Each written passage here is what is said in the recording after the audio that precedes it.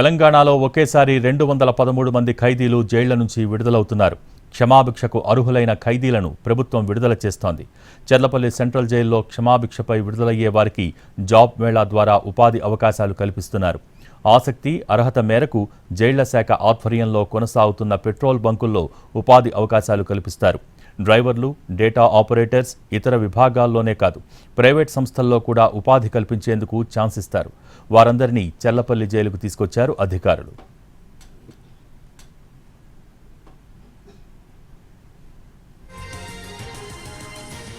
నేడు విడుదల కానున్న తమ వారి కోసం చెర్లపల్లి జైలు వద్ద వేచి చూస్తున్నారు కుటుంబ సభ్యులు. మరింత సమాచారం మా ప్రతినిధి రాధాకృష్ణ అందిస్తారు.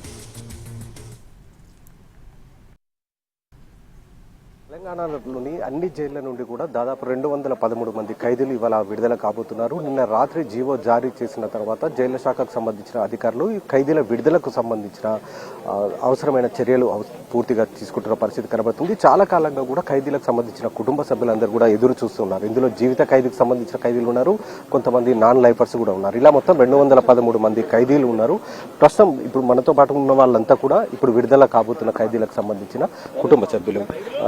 ఏంటన్నా మీ ఫాదరా లోపల ఉన్నది? ఏం పేరు, ఏంటి, ఎప్పుడు వెళ్ళాడు? ఆకుల చంద్రయ్య. ఏం చేశారు మీ నాన్న? మర్డర్. ఎప్పుడు గుర్తులేదు. మీరు ఎప్పుడన్నా కలిసారా మీరు మీ నాన్న? నీకు ఊహ తెలియనప్పుడే మీ నాన్న జైలుకి వెళ్ళాడు. ఇప్పటి వరకు ఎన్నిసార్లు కలిసావు మీ నాన్నని? ఒక్కసారి. ఇప్పుడు మరి మీ నాన్న మొత్తానికి వచ్చేస్తున్నాడు నీ దగ్గరికి, నీకు ఎట్లా ఉంది? హ్యాపీగా ఉంది. మీరు ఏం చెప్పాలనుకున్నారండి? మీ బంధువు ఇప్పుడు రిలీజ్ కాబోతున్నారు, ఇవాళ ఎలా అనిపిస్తుంది? చాలా సంతోషం అనిపిస్తుంది. అందుకని బాగా రిలీజ్ అవుతుందని 14 సంవత్సరాల తర్వాత చాలా సంతోషం అనిపిస్తుంది. అందుకే వచ్చిన సార్. అవును సార్. మీ వాళ్ళు ఎవరున్నారండి? ఎవరు రిలీజ్ అవుతున్నారు? అల్లుడు ఉన్నాడు. ఇదివరకు సుధా ఒకసారి వాళ్ళకు బెయిల్ దొరకకపోతే ఒకసారి హైదరాబాద్కి వచ్చినాం, ధర్నా చేసినాం, కలెక్టర్ దాకా పోయినాం. అక్కడ సుధా కాగితాలు ఇచ్చేసినాం. అక్కడి నుంచి ఇవాళ మా అల్లునికి రిలీజ్ దొరుకుతుందంటే చాలా సంతోషంతో మేము వచ్చినాం సార్. అల్లు దొరకపోయి మంచిగా మా బిడ్డ మంచిగా ఉండాలని కోరిక. అయితే వాళ్ళ భార్యని మర్డర్ కేసు చేసుకున్నాను. ఇస్తే మాకు తెలియదు. మా బిడ్డని ఇచ్చి ఇక్కడ రిలీజ్ బెయిల్ మీద రిలీజ్ అయ్యి వచ్చిండు. వచ్చిన తర్వాత మళ్ళీ మా బిడ్డని ఇచ్చినాం అన్నట్టు. ఆయనకు ఒక పాప బాబు.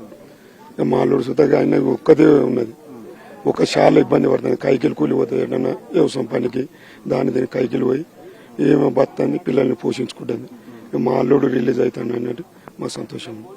వాళ్ళిద్దరు భార్య భర్తలు మంచిగా బతారని సంతోషం. మరికొంతమంది ఉన్నారు వెనకాల, ఒకసారి మాట్లాడదాం వాళ్ళతో కూడా. మీ వాళ్ళు ఎవరు ఉన్నారమ్మా? ఇప్పుడు వాళ్ళు ఎవరు లేరు సార్, నేనే ఉన్నింటి 6 సంవత్సరాలు. మా భర్త చనిపోయినండి. 6 సంవత్సరాల తర్వాత బెయిల్ తీసుకొని వచ్చిన నేను. అయితే మేడం వాళ్ళు ఫోన్ చేసి ఇక్కడ రమ్మని చెప్పారు, ఇక్కడ వచ్చినాను.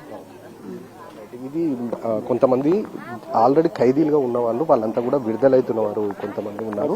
వాళ్ళంతా కూడా ఇప్పుడు జైలు నుంచి విడుదలవుతున్న పరిస్థితి మనకు కనబడుతుంది.